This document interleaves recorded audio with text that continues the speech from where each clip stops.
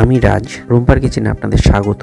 অনেক রকম চিকেন বানানো খেয়েছেন, এভাবে বানিয়ে খেয়ে দেখুন। আলুগুলোকে ভেজে তুলে নিয়ে সেই গরম তেলে তেজপাতা, গোটা জিরে ফোড়ন দিয়ে পেঁয়াজগুলো দিয়ে দিন। পেঁয়াজ কুচি দিয়ে নাড়াচাড়া করে তাতে দিয়ে দিন আদা কুচি, রসুন কুচি দিয়ে আবার নাড়াচাড়া করুন। দিয়ে দিন টমেটো বাটাটা, নাড়াচাড়া করে আবার দিয়ে দিন তার মধ্যে কাশ্মীরি মরিচ বাটা দিয়ে নাড়াচাড়া করুন।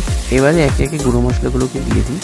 হলুদ গুঁড়ো, জিরা গুঁড়ো, ধনে গুঁড়ো, লবণ পরিমাণ মতো দিয়ে নাড়াচাড়া করুন। তাতে চিকেনগুলো দিয়ে মিক্স করে ঢেকে দিন। কিছুক্ষণ পরে ঢাকনা তুলে তাতে আলুগুলোকে দিয়ে আবার ঢেকে দিন। ঢাকনা তুলে দিয়ে দিন পরিমাণ মতো জল, দিয়ে নাড়াচাড়া করে ঢেকে দিন। সেদ্ধ হয়ে গেলে গরম মশলা দিন, দিয়ে নামিয়ে দিন। গরম গরম রুটি ভাতের সাথে সার্ভ করুন।